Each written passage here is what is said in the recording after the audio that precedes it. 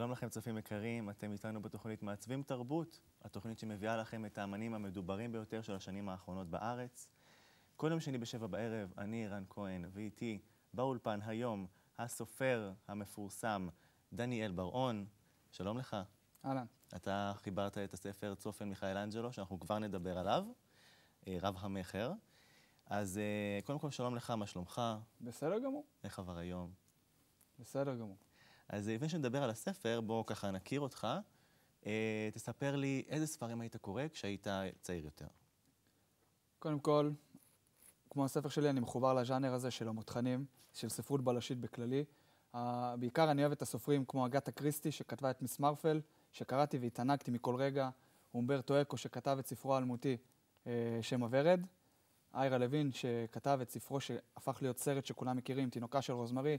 וכמובן, אני לא יכול לשכוח ולא להזכיר את המייסד של הז'אנר הזה, אדגר אלן פו. כמובן, איך אפשר לשכוח? באיזה גיל בעצם התחלת לכתוב? בסביבות גיל 16 כזה. 16. כן. צעיר? די. מה בדרך כלל נותן לך השראה לספרים? אפשר להגיד בעצם שכל דבר בעצם מביא לי השראה. אני יכול ללכת סתם ברחוב, לראות איזושהי סיטואציה, ופשוט תבוא לי לראש איזושהי עלילה לספר חדש, וגם הידע שלי בהיסטוריה בכללי, ועם כל הצניעות, יש לי ידע עצום, ידע כללי עצום, שבו אני גם משתמש כדי לפתח עלילות מסוימות, לספרים מסוימים. נחמד מאוד. ואתה עוסק רק בכתיבת ספרים, או שיש לך עוד איזה שהם שירים, משהו, תחביבים? אני מתעסק בעיקר בכתיבת ספרים, אחרי כל הספרים שכתבתי, משהו כ-27 ספרים, כן. עם כל הצניעות. ואני מנסה מדי פעם, אתה יודע, בגלל שאני אוהב לכתוב, אז אני כותב קצת שירים פה ושם. בינתיים אני לא כל כך מוציא אותם, אני מקווה שאני אצליח להוציא אותם בהמשך. יפה מאוד. אז יש בידי את העותק, אחד העותקים של הספר שלך, צופן מיכאלנג'לו. אנחנו כבר, הנה, הוא עכשיו במרקע. אתם יכולים למצוא אותו בכל חנות הספרים, סטימצקי, ידיעות, כן, אפשר הכל. נחמד מאוד. אז בוא תספר לי בקצרה על עלילת הספר. קודם כל חשוב לי להעביר שאת ההשראה לספר קיבלתי כשמו כן הוא, מיכאלנג'לו. מיכאלנג'לו שכידוע היה צייר בלתי נלאה. האמן המפורסם ביותר מתקופת הרנסאנס. בדיוק, בתקופת האמן באמת שהכי מכירים אותו מתקופת הרנסאנס. גם חשוב לי להעביר שוב שגם מהאחוות הסודיות בתקופת ימי הביניים, ומהידע שלי מהימים הראשונים של הכנסייה. שזה בעצם את כל אלה שלבתי לספר עצמו. אוקיי. בגדול מזה קיבלתי את ההשראה. יפה מאוד. ומי הדמות הראשית בספר? הדמות הראשית הוא אלברט גורדון. אלברט גורדון הוא פרופסור לסימבולוגיה דתית באוניברסיטת יל, שבעצם מנסה למצוא את הגביע הקדוש. את הגביע הקדוש הוא מנסה למצוא בעזרת רמזים, בעזרת הצפנות של האוצר של הלובר, חברו, ג'ק מולייר, ושעוזר לו מדי פעם, מצפין פה ושם רמזים בתמונות שכאלה, אני לא אמשיך, אבל זה בגדול הרעיון אוקיי. ואתה הזכרת את הלובר לפני שנייה, אז מתרחש בעצם בפריז? בעיקרון, בעיקר בפריז, בעיקר בגלל הלובר בפריז, אבל יש עוד ערים שאני כרגע לא אגיד את שמם, כדי לא להרוס לקוראים את הספר, אבל בעיקר ערים באירופה, בעיקר אירופה מוזכרת שם. הבנתי, וזה בעצם מותחן בלשי, כמו כל הספרים. זה הז'אנר שאני מתעסק בו. בעיקר. כן. הבנתי. לא רואה את עצמי כותב על נושא אחר, על ז'אנר אחר. הבנתי. אז אומרים לנו שיש לנו את הטריילר של הסרט שעומד לצאת, שלך. מעניין. אנחנו נצפה בו, משהו כמו דקה, ונחזור ותספר לנו מה ראינו. אוקיי. בסדר?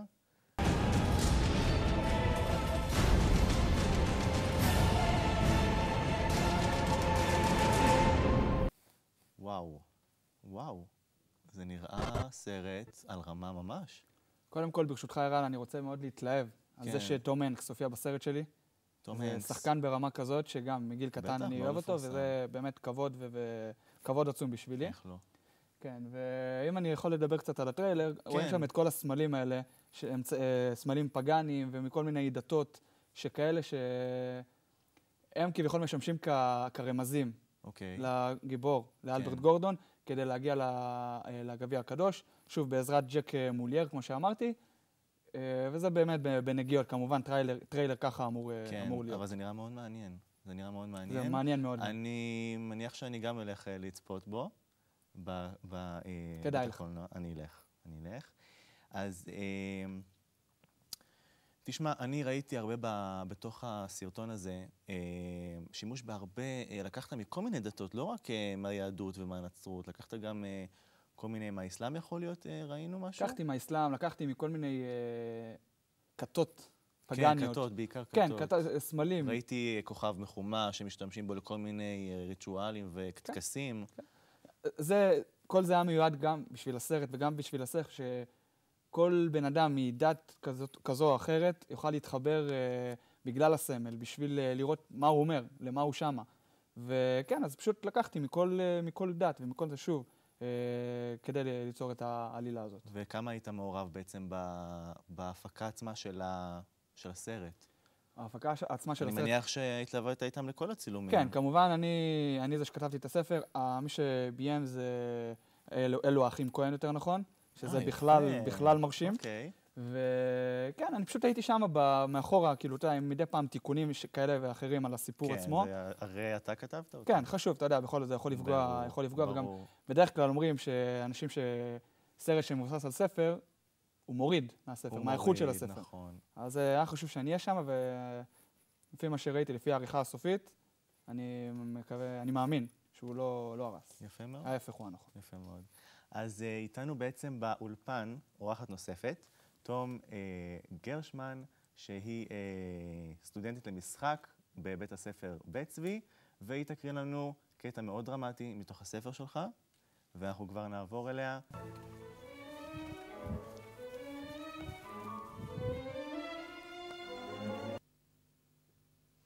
מנסים להפליל אותי, לי, אמר גורדון והשתדל להישאר רגוע. אתה מכיר אותי, לא הייתי הורג אף אחד. קולו של טיבינג לא התרכך. אלברט, התמונה שלך מתפרסמת בטלוויזיה בשם אלוהים. ידעת שאתה מבוקש על ידי המשטרה? כן. אז ניצלת את האמון שלי. אני מתפלא שהיית מוכן לסכן אותי עד כדי כך. כשבאת הנה וביקשת ממני לדבר על הגביע הקדוש כדי שתוכל להסתתר בביתי. לא הרגתי אף אחד. ז'ק מולייר מת. והמשטרה אומרת שאתה הרגת אותו. טיבינג נראה עצוב. הוא תרם לאומנות כל כך הרבה. אדוני, המשרת שהופיע עכשיו עמד מאחורי טיבינג בפתח חדר העבודה בזרועות שלובות. ללוות אותם החוצה?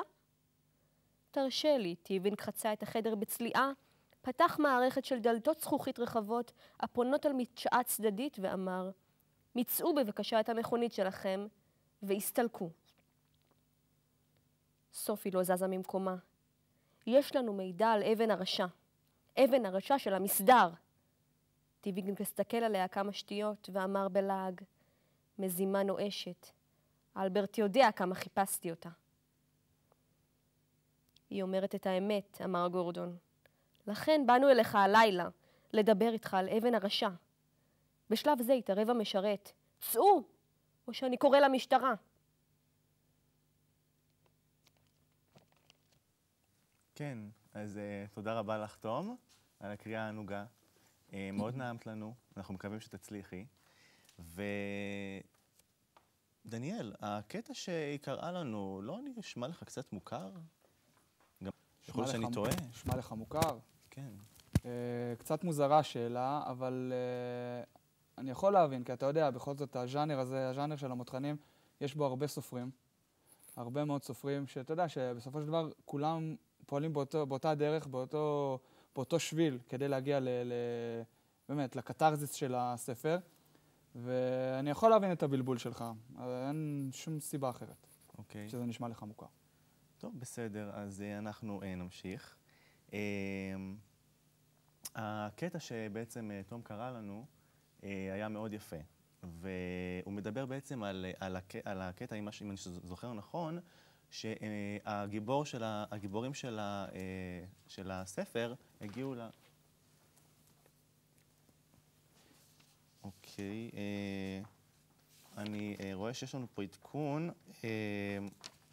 דניאל, יכול להיות שקיבלת תלונה על הספר שלך? תלונה? כן.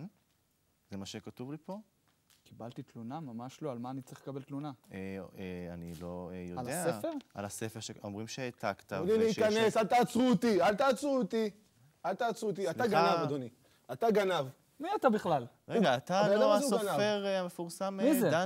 דן בראון. מי זה דן בראון? אני לא מכיר שום דן בראון. ממש אתה לא מכיר. רגע, שנייה, חברים, בואו נירגע. בואו תספר לנו מה בעצם, מה קרה, במה אתה מאשים את דניאל. הבחור הזה... קודם כל, שנייה, קודם כל, זה שאתה מאשים אותי זה כבר עילה לתביעת דיבה. תתבע אותי איפה ויש שאתה לך שם רוצה. כמו שלי, זה לא נראה לך נשמע לך אדוני, תתבע מוכר? אותי איפה שאתה רוצה, בבקשה. בואו נירגע, בבקשה, בואו... אני אספר לך סיפור. כן. אני כתבתי ספר, פשוט הבחור הזה לקח את הספר שלי, החליף לו את הכריכה, החליף לו את השם, את השמות של הדמויות הוא החליף לי. אבל מה, את העלילה הוא ידע להשאיר לי. לא נכון, אתה... מה? על מה אתה מדבר בכלל? חביבי, אתה גנבת לי את הספר.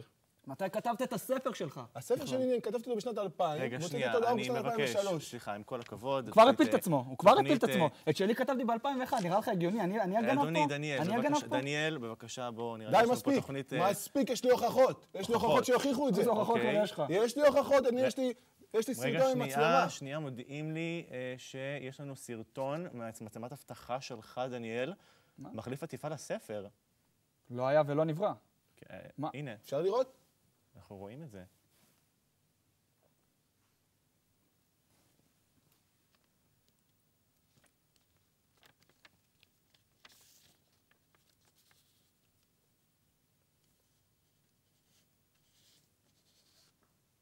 זה לא אני, זה לא אני. זה לא אני. האמת שזה די דומה לך. בבקשה, בבקשה. אתה רוצה... אני עכשיו רוצה להזמין משטרה, אני עכשיו אקרא לי לא, משטרה. אדוני, סליחה, אדוני, אני אקרא לי משטרה. אדוני, אני אקרא לי זו משטרה. תוכנית, שוטר, בבקשה, שוטר? תעצור לי אותו. תעצור לי אותו. אתה דניאל ברון? קום, אדוני. מה? בבקשה. אני לא עשיתי כלום. אתה עצור בשם החוק, בבקשה. אתה רשאי לשמור על זכות השתיקה. תודה רבה. כל דבר שתגיד עשוי לשמש נגדך בבית המשפט. שוטר. אוקיי. אל תעצור אותו, תעצור אותו בבקשה, אתה. אני לא- אבל אני לא עשיתי כלום, אל תאמינו לו. בוא רבה. לפה, תודה. תודה רבה, אדוני. עכשיו אתה תתשאל אותי, אתה תדבר איתי. בבקשה זה שכל ההפקה הזאת תהיה רק עליי. אדוני, שנייה, בבקשה, עם כל הכבוד, אני באמת, ויש כבוד, אני לא כל כך מבין מה הולך פה, לא הודיעו לי מראש מה קרה, זה לא... יש לנו פלטה קטנה. בבקשה תשאל אותי שאלות על הספר שלי. איך הרגשתי, אם היה לי כיף, לא כיף. תקשיב, אדוני, אני אשאל אותך, אתה יודע מה? אוקיי. שנייה, רגע.